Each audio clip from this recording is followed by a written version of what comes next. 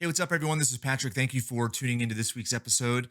Hey, it's going to be an awesome one because I just got back from an incredible conference and I actually didn't come home. I went to another conference. So I was in Los Angeles and Pasadena for the last couple of days. Now I'm in Sun Valley, Idaho. I am currently just waiting for the kickoff conference presentation for the finance event put on by Tony Robbins every single year. Last year was in Whistler, which is an amazing time. If you guys didn't check out the YouTube series I did that kind of highlighted what I took away every single day of that event, then go check that out on YouTube. I'm going to do something similar this year, and I'm also going to have some special guests in the room doing some interviews on various different investments and things that they specialize in. But I'm not here to talk about that right now. I'm going to talk about the Pasadena and Los Angeles conference that I went to, and it was part of an investment that I made late part of last year, and a lot of the reason behind why I did it was simply the network, the people that were involved with it, and also the summit that I just went to, and how I was able to learn about the specific companies that were in this fund, as well as experience some things that I wasn't anticipating. But I knew that there was going to be something there, so I'm going to talk specifically about that. But it was uh, at the Idealab headquarters, which is in Pasadena. Idealab is an incubator. An incubator is a company that takes early stage ideas and creates some investment in those ideas, and also helps to grow it into a full fledged business. It is. It was started by Bill Gross. Bill Gross, not necessarily the Pimco guy, but Bill Gross, the inventor and the technologist.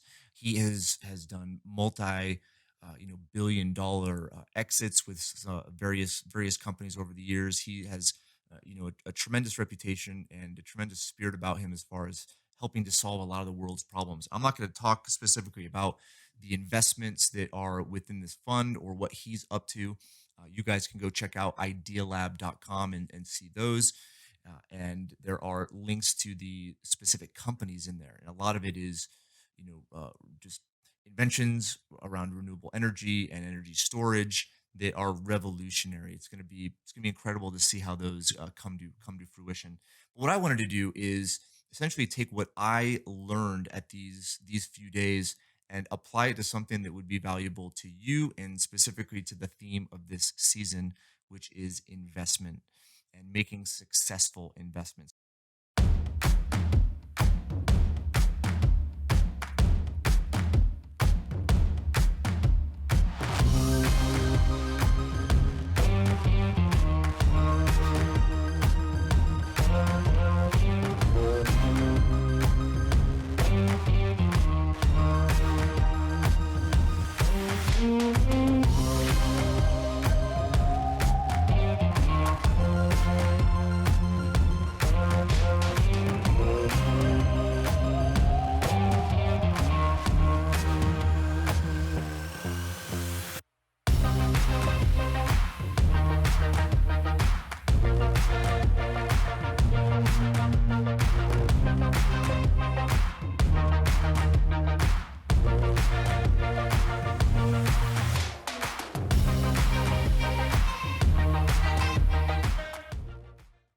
So I came up with five things. So let's go to the first one. I think the first one is really interesting. It's kind of hard to explain, but I'm going to do my best. It's that successful business ventures, successful people, successful investment is the result of a quality question, and subsequently the results of that question, which would be the value proposition of the underlying business or investment.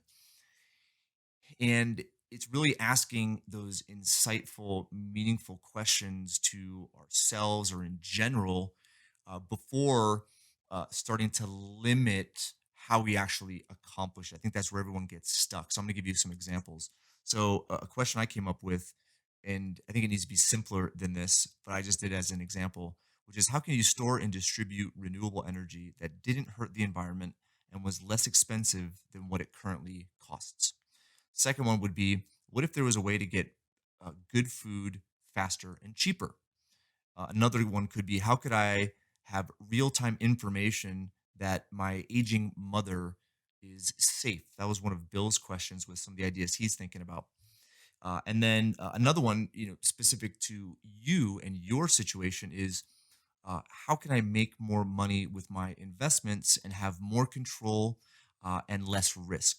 Another one could be, how can I make more money in a profession I love and work less so that I can do the things I love with the people I love? These are those quality questions, and it's focusing on clarity around those questions before you get into how to actually solve it.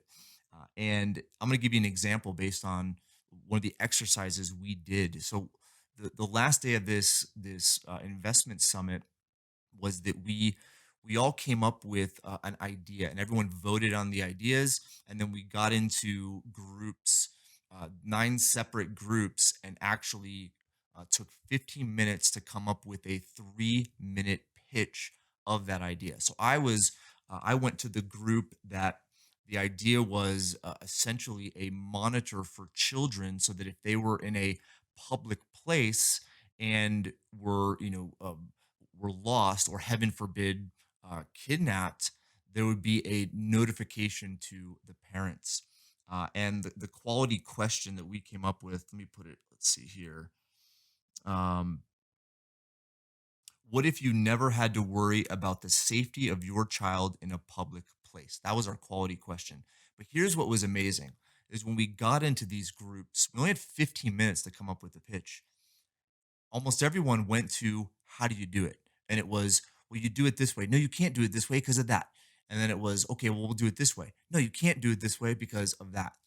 I think we as human beings naturally like rush to why it's not possible instead of gaining just crystal clarity around the actual underlying question as well as the results that we want. And I know this sounds just so simple and it may seem irrelevant or insignificant, but it's going to lead to my second point, which is the whole idea of proximity is power. It's not how or what, it's who. Now this is what's important. So for those of you who haven't seen the Bill Gates documentary series on Netflix called Inside Bill's Brain, watch it. It's fascinating and it proves this point. But also, like, Bill Gates and Bill Gross are part of a few ventures. Bill Gates is actually part of one of the companies that is inside of Idealab called Heliogen. Um, but these guys understand it. Okay, they understand the nature of a network and the nature of knowing people in all sorts of specialties and areas. And so I'll give you an example. So in this docuseries by Bill Gates, it's fascinating. He presents these quality questions, and one of the questions, revolves around energy, right? How can we have abundant energy for the world? And they came up with this strategy. I'm not going to get into all the details. You guys can watch the documentary series, but they get to this idea of how to turn nuclear waste. So the waste that came from nuclear facilities in the past, how could you turn that into safe, clean nuclear energy that does not have any probability of a meltdown and is clean?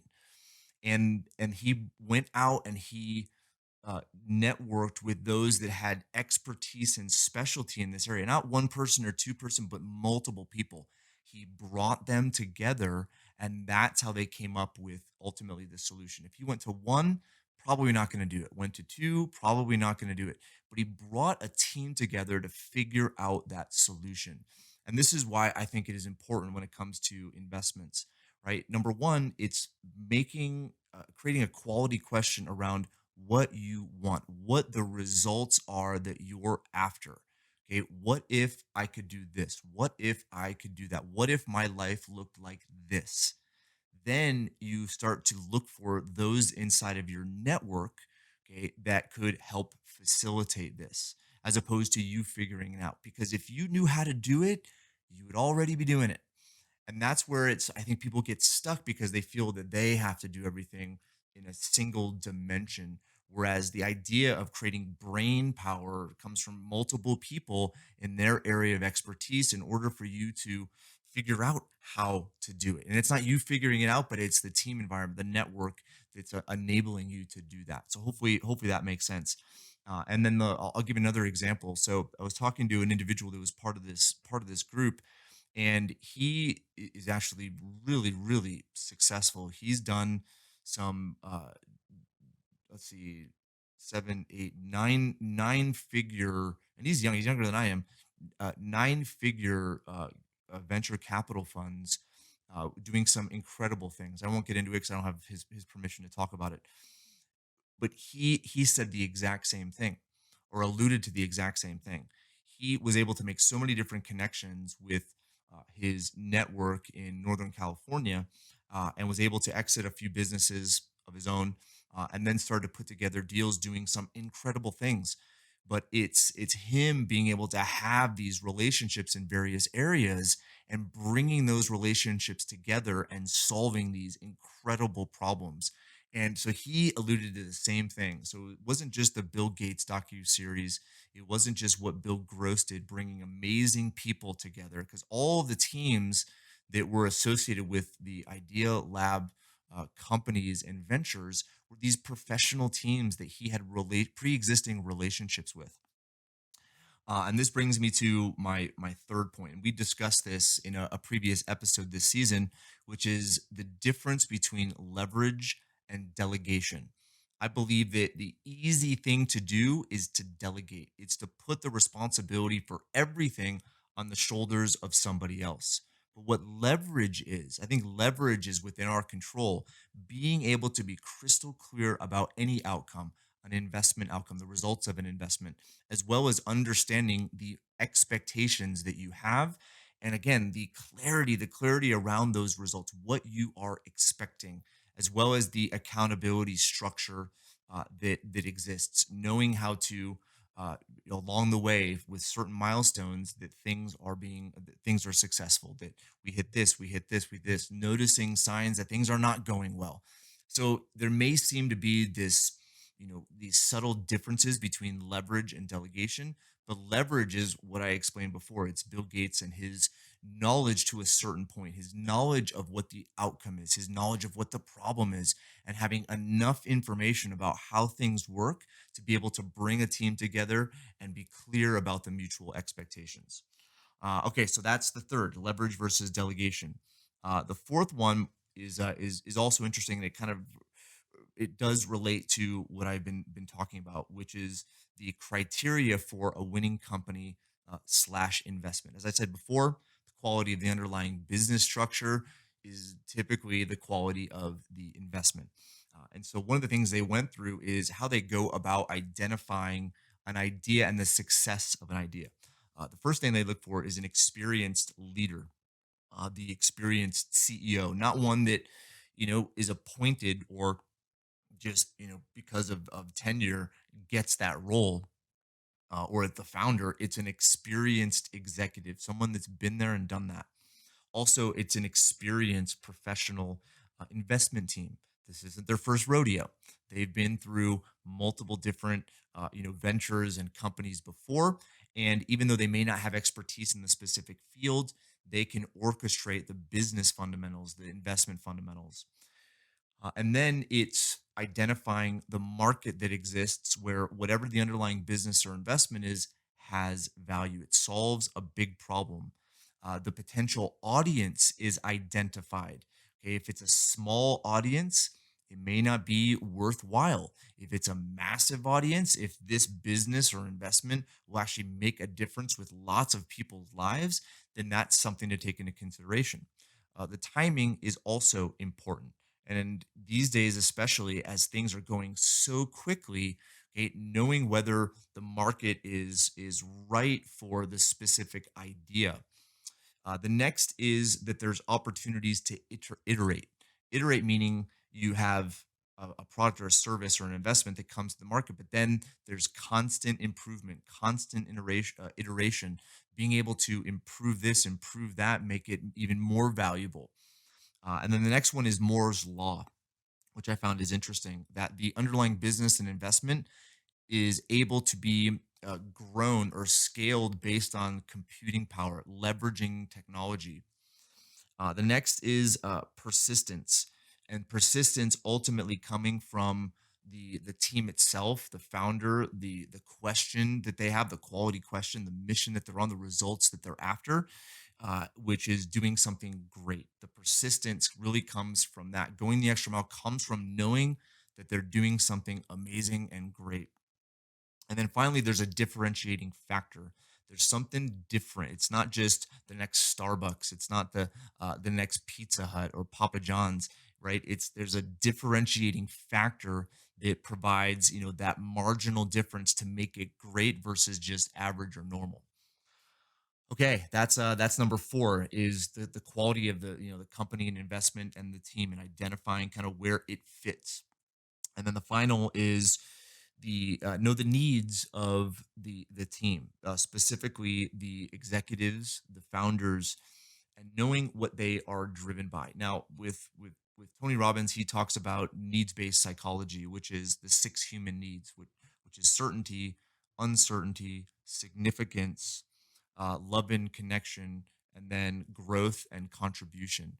Now, we all have these needs, and what those needs are is we do things in life. Okay, we act a certain way in order to meet these specific needs. I'm not going into all those details, but we all would assume to know a person that is driven by significance, how they're going to make decisions, show up, behave. It's all about them because you have some driving needs, okay, that dictate a person's behavior, the decisions that they make. If significance is at the top, that's one of those underlying needs that may destroy an investment. It may not enable the successful teamwork that is necessary for an investment or an idea company to be successful. And so it's understanding those needs. If those needs are based around contribution, making a difference, that's something really to identify, because that could lead to that persistence, the necessity of iterating, trial and error, failure, trying again, failure, trying again. So again, all of these, five points. That was point five, is to allow more information so that when you are making a decision about a business, about an investment, that you ask different questions, you analyze different things, you look for different things that could either make you more excited or things to do some more due diligence on to formulate better questions to ask, or um, ultimately to uh, determine whether it's not whether is a fit or not a fit, because it could be really exciting on the surface, right? Nobody comes to an investor and talks about all the different things that could go wrong. They're always talking about what could go right. It really becomes your stewardship to ask better questions to determine what is right, to determine what is the truth. There's always going to be downsides, but rarely they're talked about. I think it's a good sign when you do have someone that is pitching an investment that talks about the downsides, what could go wrong. And ultimately, it comes to it's not about no cons, no downsides. It's about the pros, the upsides are worth whatever those downsides are. They're greater than what those downsides are. Okay, hopefully this has helped, guys. Again, this is a great experience for me. I'm trying to figure out how to best translate my experience into something that would be valuable to you guys. But looking at this season, the importance of due diligence, the importance of asking good questions, is vital. And I think looking at those, I mean, this team has been around for a long time. You can go look at Bill Gross's history. He's gone through so many different failures, so many different successes, and over and over and over again. And he's identified ways to be even more successful. And it comes from those lessons. And so leveraging his experience is what I did. And I put those points in five different categories. If you guys want to review those in written form, go ahead to the show notes, which is on the wealthstandard.com website. And make sure you subscribe as well. If you guys are a first time listener, thank you. I'm glad you are supporting us. Hopefully, this has made a difference for you. For those of you who've been listening a long time, I'd love to hear your feedback. Go ahead and email me at hello@thewealthstandard.com. Okay, that's it. Hope you guys enjoyed this shorter episode. Have an amazing week, and we'll be back with the next episode that revolves around my experience here at the Tony Robbins Finance event up here in Sun Valley, Idaho. Thanks again, guys. We'll talk to you soon. Bye.